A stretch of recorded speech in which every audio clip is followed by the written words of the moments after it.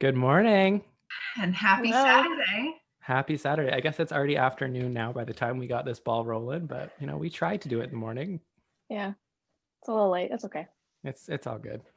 We'll get through it. Oh, yeah. Anyways, And this is who's our. excited? Oh, no. I'm lagging.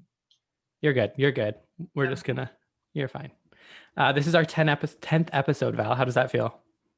It feels really good. Am I coming through clear? You're perfect Good. in every single Good. way. I feel perfect.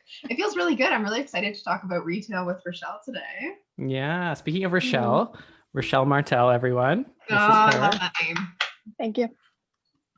Rachelle, who are you? I am Rachelle, and I don't know who I am really. I am just a person that met Dakota a couple years ago in retail, and I think we just kind of like clicked right away. Don't know what happened, but I was like, yeah, this is it. And we worked retail together, and that's why I'm here today. Right now, I'm actually in downtown Toronto, living in my residence. I'm doing a degree in radiation therapy, so nothing to do with retail. She's smart. Not just another pretty face. In some things, not in many other things. And this is like currently the only time in my life that I think I'm not working retail right now. And that's because of the pandemic and everything's been closed. And then I'm doing like 16 million things for school and extracurricular stuff. And I'm like, you know what, maybe it's time for a break. We'll just focus on these last semesters and get through it. But besides this year, I have been working retail maybe like 6 years, I think. Always part-time, been a manager in some, a supervisor in others, key holder, etc. So yeah, it's been a wild time. Amazing, yeah, lots of stories. Yeah, lots of stories. So I wanted to have Rachelle on because we did, like she said, we met in a retail location, we'll say. And we only worked together for not very long, less than a year, I think, right? Where did you Yeah. At an undisclosed location. That sounds so shady, guys. Come on. No, it's going to be undisclosed because we're going to tell some stories, and they're maybe not going to be too amazing, but all we can say is that it's like a buy and sell store. That's all we can really say. Exactly. Which is important for the stories. It is very important. But yeah, we have like it was a roller coaster ride working in the store for the small amount of time we did. So I think that's probably why we connected so well, because we kind of went through the same horrors together. Also. Yeah. So yeah, I'm really excited. I mean, it was just pretty wild because it was only like I think we only worked there for 3 or 4 months, maybe. Yeah, it was but we have really short. 3 or 4 years of stories. Yes, and I lost quite a bit of my life off that. Yeah, every single shift there was like the wildest ride. So I'm super excited to talk about those things and talk about other places I've worked, because I think everyone has some retail stories or customer service stories. So yeah, I'm really excited to get both of your perspectives and tell some funny stories. I love it. So that's kind of the meat of the episode this week. But I did want to give a shout out to everyone because we are on our 10th episode and we are just recently really starting to gain some traction. So I just want to thank everyone for keeping us going. That's not the only reason we do this, obviously, but it is really nice to see those numbers go up. And shout out to our person in California, because we keep getting more Californian listeners. Like we have a little cult in California. Love you, California. So yeah, I'm super excited about that. Love you, California. But yeah, without further ado, let's get into some stories. So I wanted to first talk about the concept of a Karen. I think we've all heard the term Karen before, but I kind of just wanted to go over what is a Karen to you, Rachelle? Yeah, so I think there's a little bit of a line between, I think, crazy customers and the Karen, because there's some crazy customers and they're a different breed. It's different. They might have stuff going on in their lives. They can be different ways, but a Karen is someone who I think when it comes down to it, is just disrespectful, and I feel like has like an innate disregard for people who work in any kind of customer service position. And they kind of just feel like they're above you in some way. And I feel like a lot of people don't realize that people who work in customer service, that's not their only thing they do. And just because it is a customer service job does not mean it's any better or worse than any other job. They're all necessary, so, and I feel like a Karen just completely over the head for them. Right. And I think Karens also are like multiple time offenders. What's that word? Repeat offenders. Repeat Yeah. offenders. Thank you, Val. Yeah. So like, because like you said, people can have a bad day and then they go into a store and maybe they take out their anger, their experience on someone else. But I think a Karen, it's important to note, like, it's not just a one-time bad day thing. It's like, This isn't their first rodeo. Exactly. That's exactly it. And I like what you said about Karens versus the crazy customers, because there's crazy customers who are absolutely bonkers, which I'm going to tell a fun little story about. And then there's Karens who are just the worst people in the world. Yeah, Karens, truly. Like, but Karens choose to be Karens, whether they know it or not. They're choosing to treat people that way, and it's like that entitlement. Yes. And it's like you said, it's just them thinking they're better than you because you work retail. But like you said, a lot of people who do work retail, that's not their career. And even if it is their career, that doesn't make you better than them. But you're working on your second degree and you've worked in retail for 6 years. So like anyone can do retail. Yeah. And some days retail is harder than my program. Like some days, sometimes I'm thinking I'll go work my retail job and it'll be a mental break from this really like intense thing that I'm in school. And then I get there and I'm like, wow, I just really wish I could go back and study physics right now because this is too mentally draining. And it's scary how prominent they are too. Like everyone I know who has worked some sort of customer service has a Karen story. Like and it's not just one, like they come in all the time. And oh my gosh, yeah. It's wild because I could never walk into a store and complain about a single thing, because like as soon as I walk into a store, I'm like, oh God, these people are like stressed, they're working. Like I just want to make it as easy for them as I possibly can. But then there's it's a theory that it's people our age that are rude, but it's not like the oh my gosh, the word, it's an M word. Middle-aged? No, millennial. No, it's like it's fun. It's oh my gosh, like Generation X, Generation Y. What is the M word one? Millennial, yeah. Yeah. Okay. It's a good thing. Like they think that it's millennials that are really bad or like poor customers, but it's not. It's like our parents' age and that age of person that has the worst like manners when it comes to those things.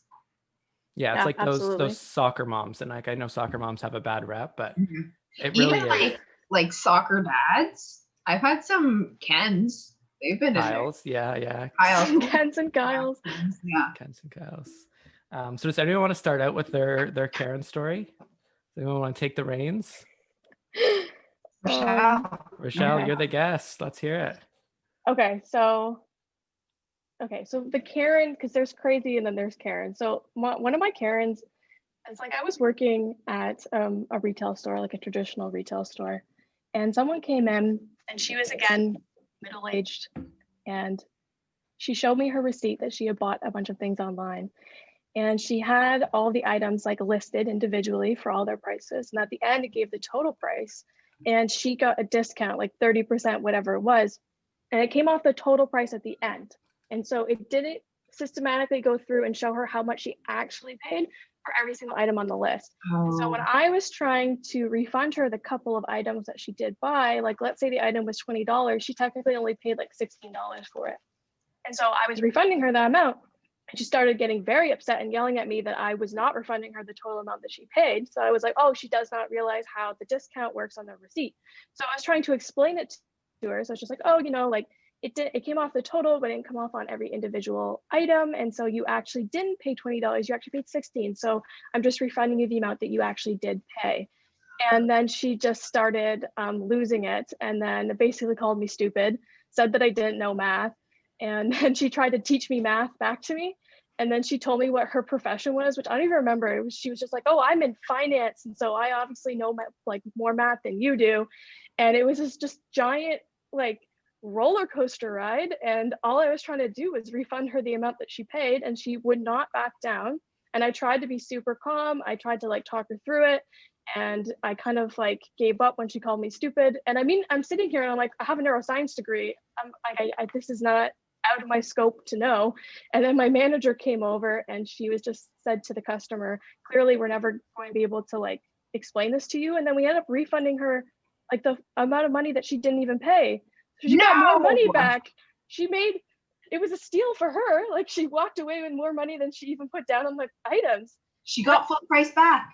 Yeah, she got full price and she didn't even pay that. And like those kinds of people. Right. Yeah, if I had $1 every time that I had to explain that the discount comes off at the end of the transaction and not on each individual item, I would not be working right now. But that is like a child that has a tantrum and then they still get what they want. Yeah, and that is what I really don't agree with. And I've worked in different retail places that kind of handle this differently. One of them, which I will not mention, but I will say that they sell a very famous yoga pant. And they are actually really great because if, like, let's say I'm working there as an associate and someone comes up to me with an issue and I solve it in my own way, and I say this is kind of like, I either say yes to giving them a refund or I say no and I give the reasons why.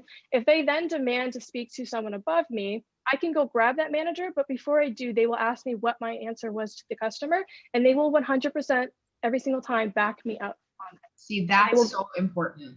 It is, and it gave me like a sense of responsibility and a sense of independence, and it made like that I matter and that my word isn't going to be like double crossed by the time that the manager comes to talk to the customer. And so it just like, it actually created a much more like healthy work environment. Yes. I love that approach because at the place that we work together, Rachelle, the approach was the exact opposite, I feel. Yes. It was more of like, what did you say? Okay, no, let me go say the exact opposite to the customer and make you look like a fool. Yes, and that is the worst.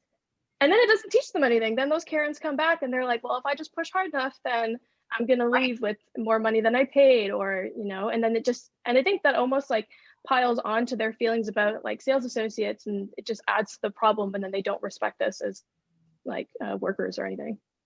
Right. I have kind of a similar Karen story. This isn't the Karen story I was going to tell, but it reminded me. So I'm just going to go for it. I'm going to tell two because I like attention at all times.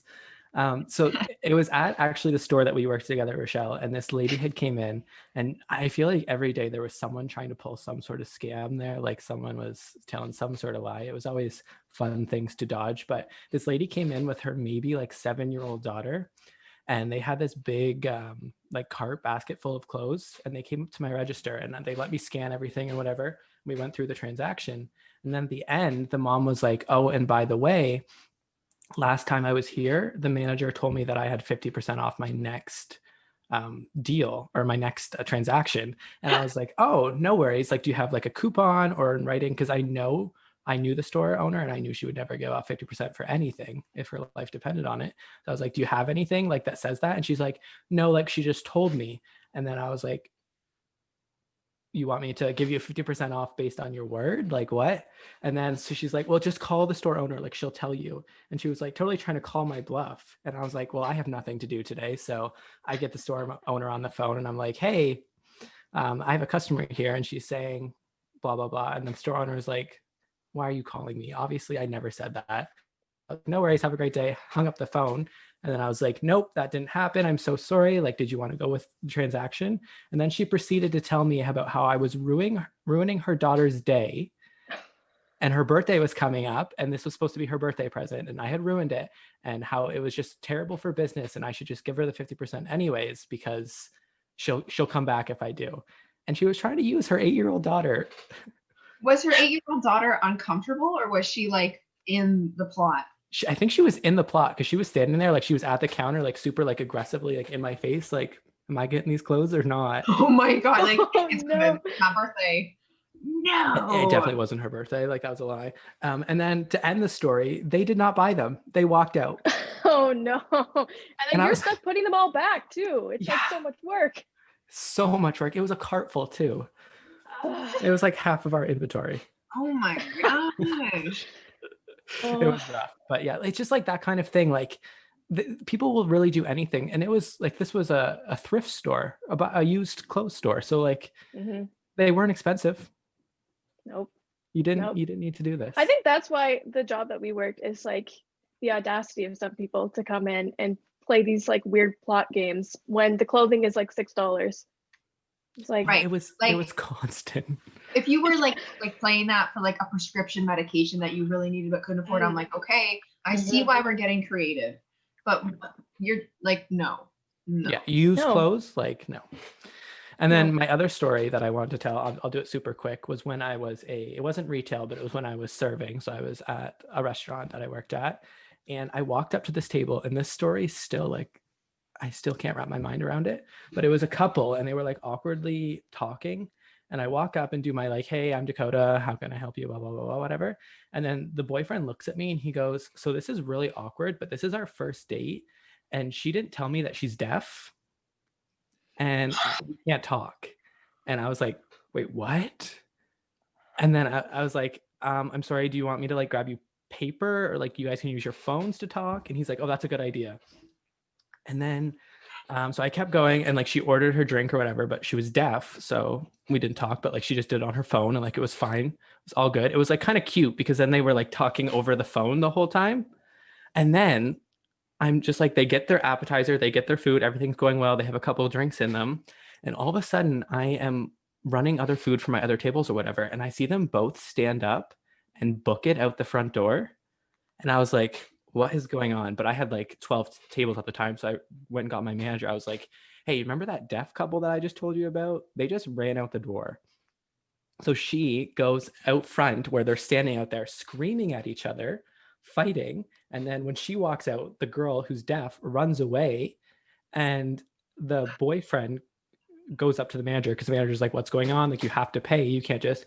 And he goes, I don't know why we did this, but we were married for 3 years and then we got a divorce and she's not actually deaf. This was like our first date back. We're just trying to work on things, but we always fight and stuff. But she's not actually deaf. She just told me to say that so we could get free food. But they sat there the whole date talking on their phone, not speaking.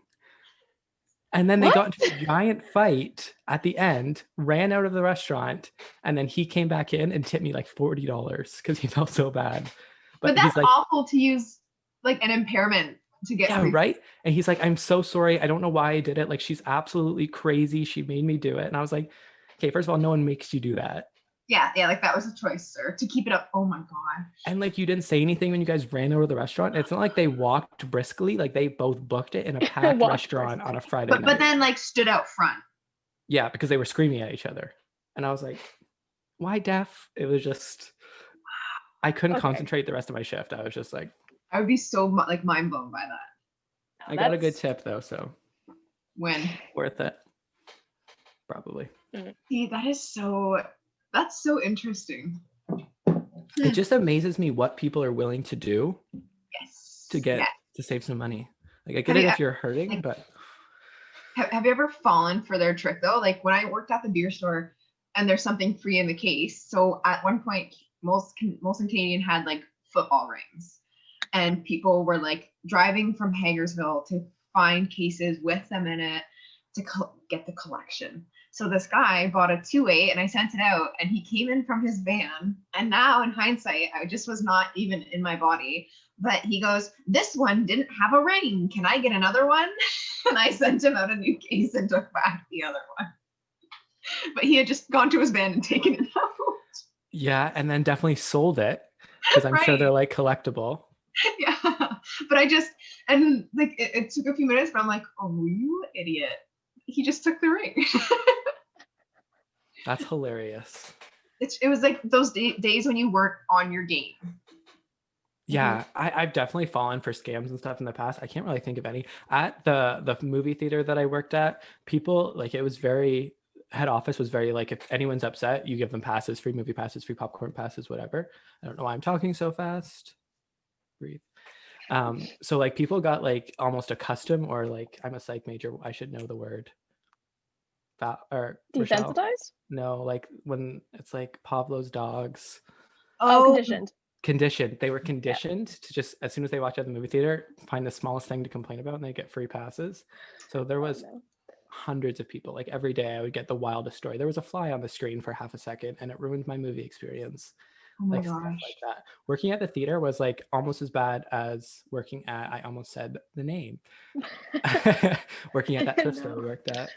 Yeah. People like that. Mm-hmm. There was like, you guys would have worked like food, but there was, when I worked at Godfather's, there was always a customer every Friday. They would order their pizza and they're like, okay, just watch for them because they'll call and tell you it's not made right. So they would like, they'd probably given him like 4 free pizzas, and then he was like blacklisted or whatever to be like, this person calls, tell them that it was made right. Like don't give them another one, because it got abused, right? People got too, like, he got used to getting a double or another pizza. Right. You give a little and people will just take and take and take until Yes. there's nothing left to give. Right. And on the similar of blacklisted, Rachelle, do you remember in the back of our store that we worked at, that wall of people's faces? Yeah. There was like almost like a memory wall of people's faces who were banned from the store. Oh my There's god. so many. Past So many. employees, customers, like it was just wild. Oh my god, yeah. And like they had a love little bit Surprised if that. our of faces are what up they there one did. time. Yeah, I bet my face is up there now, but Oh yeah. Yeah, it was just like a wall dedicated to people that our owners did not like. The wall And of some of shame. them were, yeah, it was really a wall of shame. Some of them were like people that really did steal from the store. So I'm like, that makes sense. And it was really funny because their pictures would always kind of like capture them in the store, and they always looked really suspicious, and they would come in with like a bucket. Dakota, do you remember that story she told us that happened right before we both got hired about the woman that came in with a cart and the pliers. and the pliers? Yes, Yeah. and someone tell the story. I want to hear it again. I'm so invested. Our owner kind of like told me the story because she liked to talk badly about people that she had Everyone. working for her beforehand. Yeah, everyone. And I guess before we got there, there was a lady that came in with one of those like rolly grocery shop carts, you know, the ones with like the material bags and they like flip up. And she was just like pulling it down the aisles, grabbing stuff, taking out a pair of pliers, cutting off the safety tags and putting it in this cart. And she was just making her rounds through the whole store. And apparently all of the retail workers just kind of watched her do it and didn't say anything. And then it like was going on for 30 minutes, and then she just left the store with her cart just full And you of missed, like half you the missed store. the best part too. Apparently, this is what the owner told us. I don't know if this was true, but apparently at one point she dropped her pliers and one of the store associates picked them up and said, "Here, you drop these," and handed them back to the woman who was stealing. No one stopped her? No one stopped her. They're like, "Here, your pliers that you just dropped in our retail store. Don't forget them." Yeah, I feel like that says something about how they felt about the management in the store. Yeah, Probably the it's like- most. Yeah, that's true. Like there wasn't much pride in being like, I'm gonna protect this. It's like, man, take it. Nope. Exactly. Nope. It's just, that's the kind of store environment. But the purpose of the Karen stories was really to talk about how even if you are a young person or you're inexperienced or it's your first job or whatever, you are not obligated to take that or be disrespected like that. You're still a human being. So it's important that you're allowed to stick up for yourself, and you need to find people who will stick up for you as well. So the store sorry, go ahead, Val. Well, I was gonna say, like, I think those experiences though were so, like, they're funny now, but they're so good in that moment because you're forced to deal with a conflict, or you're forced to stand up for yourself, even if your management doesn't back you. That guy that you don't have his beer in, you have a choice. Like, you can be really rude back, or you're forced to be like professional. And it's like that fight or flight instinct where it is a good exercise, because there's not many places, like aside from like a personal conversation with a family member maybe, that sort of conflict comes into play in life. Right. Mhm. That's actually a really good point. It is good training per se for the rest of your life. But like you said about being rude or whatever, if someone is like super disrespectful, like if they're calling you names, you are allowed to just walk away. I know it's in your job, like to help the customer, Absolutely. but Have those boundaries. exactly boundaries. There's nothing that says you need to be disrespected. And if you have some sort of supervisor or boss or manager that, you know, is either treating you that way or is allowing you to be treated that way, you are not obligated to stay at that job. Don't feel like just because you're young and inexperienced that you need to put up with being disrespected. Because I know even at like when we worked at that store, Rachelle, I was in my early 20s, late teens, and I still allowed way more to happen than I should have. I know, like I like stood up for myself a lot, but there was still some things where I was like, wow. Customer is not always right. No. The customer and also the store owners and the managers are not always right. there are jobs out there, and I've found some amazing jobs, and I've had some amazing bosses and some amazing managers. There are people out there that will stick up for you, and Yeah. they'll treat you with respect, and they'll be a good boss. So don't feel like you need to stay, or that this is how every job is. Because when I was young, I was just like, you know what? I'm Yes. getting money. Treat me like a human trash bag. Yes. Yeah. Yes. No. Exactly. You're like, that's right. I need to learn, but it's so not that way. And there's a manager at the beer store, and he was out of like the London stores, and he only hired blondes, and he made them wear yoga pants. And he came to our store in Norwich the one day, right? And he was just like, his name is Steve. Anyways, so he cornered me the one day. He's like, so at this point, one of the other employees was stealing, but he cornered me and said, you and this other, a third employee that works really hard are the reason, like, you guys are lazy. But we were just trying to tell him that the other employee was stealing, but it was just, and in that moment, I wish I would have said something and then just left my shift. And like, I got angry inside, but I just didn't, like, I didn't say anything to him. I was like, okay, that's right. Thank you. Right. And I don't think people realize like how having that toxic energy in your life and having, going to work and hating going to work, it brings you down so much. Yes. Like I was not in the best mental state when I worked at that place or when I worked in a bad place. Like it's work, but it also leaks into your personal life. Like I remember Rachelle and I would send each other vlogs like for hours after each shift, just being like, this is everything that happened. So my, 8-hour shift then turned into like a 12-hour shift because I was at home thinking about it, reflecting, and it was just all around negative. It follows you. It does. It and does, yeah. Then you can get conditioned to hate working, because if you hate going to this job and then you're like, okay, you think that you hate working. I don't know what I'm saying, but you know what I'm saying. No, I agree. And like, I think there's like a caveat to this as well. It's like, I'm not saying that every job is going to be perfect and you're going to love every aspect of every job, but there is kind of like a line that you have to draw. And, some retail places that I've worked, or just any place that I've worked, there's always been something that I'm like, I wish I could change about this, or I don't, absolutely love this. And that is going to come with anything that you're in ever. Yeah.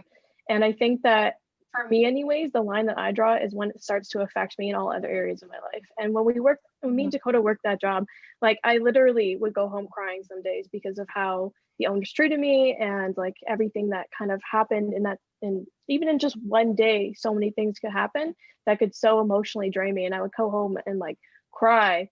And when that starts happening, and it's just now, in fact, I couldn't sleep some nights because I was so anxious about, what my boss was going to say to me the next day.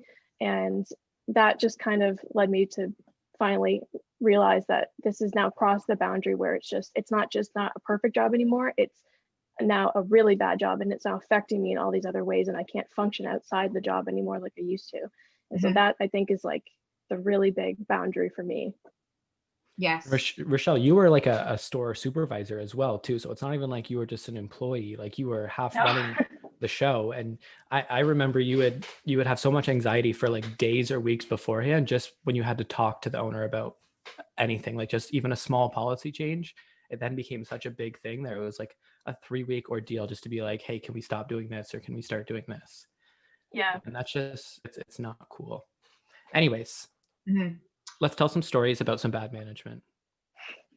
Ooh, so I think that there's a problem when people are put into leadership roles, when it's either through a connection, like, hey, this is my buddy, I'm going to bring him in, or it's just through longevity. Like they've been here for 10 years, let's move them up, but they don't have maybe the skill set to be a leader. Like, I think that that's a problem. I had a manager at the beer store and I loved her. She was a fantastic woman.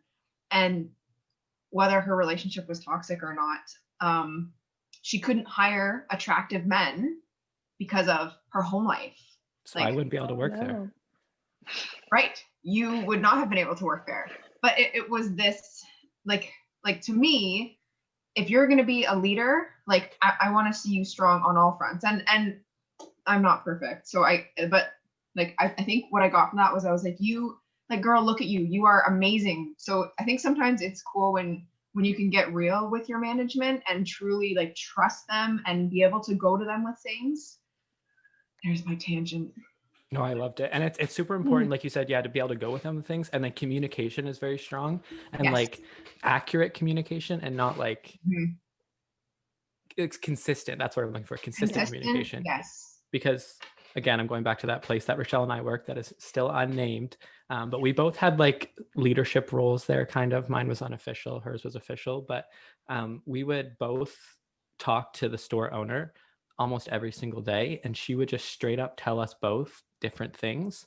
Or she would talk badly about Rachelle to me, or me to Rachelle, like almost every day. Like there was times where, and like, they would just be straight up lies as well. Because like Rachelle and I were close at the time, obviously, and the owner did not like that we were close, so she was constantly pinning she's us trying to against come each other. between you. Yes. Yeah, she one time told us that we were too friendly at work, and that it set bad example for the rest of the team because we were the leaders. Oh my Yeah. gosh. Yeah, That was, I think that moment that happened was when everything kind of went, that was like the turning point in that job there, when everything started to go downhill. Because I remember Dakota called me after a shift and he was like, "You're not going to believe what this owner like just told me." And she went on a long rant to Dakota about basically how unprofessional me and Dakota were, and how we were just such bad examples for the entire like sales associate. And meanwhile, we were the only ones that were providing a positive workplace experience for everyone else, because as soon as the owner entered the building, everyone basically shut down and got depressed and anxious. And we were the only ones that were able to kind of mediate that. And so, you know, the fact that she wanted to say that we were bad examples just because we were happy and we got along. It really speaks to who she is and what threatens her too. Yeah. right. And that's what we always thought. She felt very like threatened by our relationship. As do Which I. is fair. Yeah, exactly. I remember like us even like just talking at work was just like, oh yeah. And she That hated had that, to but be- awful. it Yeah. was really bad. You had to stop talking, but it was weird because if you were just working on her like one-on-one, like she would talk to you, she'd have stories, you know, it would be like, but you're not allowed to do that with anyone else. So it didn't make sense. See? And that's where like to anyone listening, like you don't have to stay there. I don't care if you've been there for a month or a decade. Like don't take that crap. Like you can leave, create your own opportunity, try something new. Exactly. And it was almost inspiring. Like looking back at it now, at the time when we were like leaders there, I was like, guys, we all need to stop quitting, because like we would have new staff members every single week because no one stayed there for longer than a few months. And at the time, you know, yeah, it was horrible. So I was like hooked in. I was like, guys, if we all just stay, like we can create a good team and it will be fun and all this. Yes. But now looking back, it's a little bit inspiring that so many people just saw what was happening and was like, peace. Yeah. I think that's a red flag. Like if you go into a workplace and they have an entire new staff every 3 months and that turnaround is that high, then that should be a big red flag to you that there's something going on in the management team that is not having people stay. And when you have such high turnaround rate for a business, it's really bad for that business, and you don't have consistent people working there. And every time you get new staff, you have to retrain them all and there's no consistency. So, I mean, not only is having a positive workplace, you know, essential for the workers, but it's actually essential for the business. Yes. And like I can think of at the bank when I worked there was a manager and his bad day meant your bad day. Which I think is so important, like now being away from it, to recognize when I'm having a bad day, what am I putting out? But to also recognize like I don't like, no, that's not how you lead a team. Right. I think it's just a lot of people have kind of gotten, like you said, got into leadership roles because of their I can't say this word, but I'm going to try. Longevity. Longevity. Yes. Did I do it? Yeah. Okay. Good job. Because of their longevity, and they may not be suited for the role. And it's rough. And we've talked about it in the past too, building a community and how great that is for these businesses. And when you have such a high staff turnover, like you don't have that chance to build that community within the staff or within that relationship, the customers, right? Because like I talked about the restaurant that I used to work at, they have such a strong sense of community because it is like there's regulars that come there all the time, and then some of the staff have been there for 10 years plus, and those regulars come there for those staff members. Yes. But you guys would have also probably seen too, like, yes, people were leaving that establishment, but there was probably also, after you two left, more people left because you would have been the reason that they stuck around. Oh yeah, Our that definitely happened. yeah, and Rachelle, when did we quit? Like it's been what, 2 years? A year? Yeah, I think it's been about 2 years. Yeah. 2 years, and our jobs are both still listed on Indeed every single week. Yep. Like they have not been able to fill them in the 2 years since we've left. No. And we can see the turnaround because the store has social media. So you can see every time staff leave. Yes. And you get new staff. And then the social media pages look completely different every single time you've got someone new coming, and you can immediately tell. And we kept in touch with some people we worked with, and they all left shortly after we did as well. Yeah. I think we should do a segment on what makes a good leader or a good, like, strong management. I think that would be cool to do an episode on that. Yeah, maybe we can invite Rachelle back because yes. Speaking of good leaders and good management, Rachelle was my manager and my leader when I first started there before I worked my way up above her, but 10 out of 10, amazing. She's such a strong, independent person, and just Rachelle Martell, 24. Rachelle Martell. Yeah. I mean, that's very kind of you to say. The one thing that is disappointing is just, I was really excited for that position and I was really passionate about that business.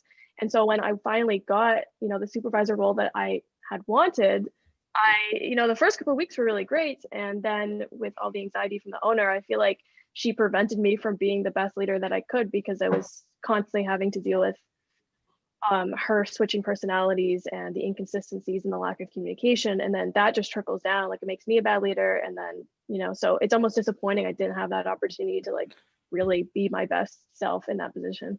Right. And from my perspective, it was almost hard to watch too, because you came in so strong. And so like, yeah, like this is going to be amazing. Like we're going to change the store. It's going to be great. And then just to see kind of like the fire extinguish, it was just, yeah. But now you're killing it. And the second degree. Yeah. Anyways, we're going to wrap it up because we are running out of time and stories. So I just wanted to thank Rachelle for joining us today. Your perspective was 10 out of 10 amazing. I'm happy to be here. Yeah, hopefully it was fun. And I just wanted to give a quick shout out to anyone who listens. If you wanted to send us an email at thenewnet2020@outlook.com and tell us your favorite Karen stories or your favorite crazy customer stories, either share our favorites on our social media or even talk about them next week. So yeah, send us some funny stories because I love hearing Karen stories. Love it. All right, kids. Happy Saturday. Thank you. Stay fit and have fun. Yeah. Have a good week, guys. Love you guys. Bye. Love you. Bye.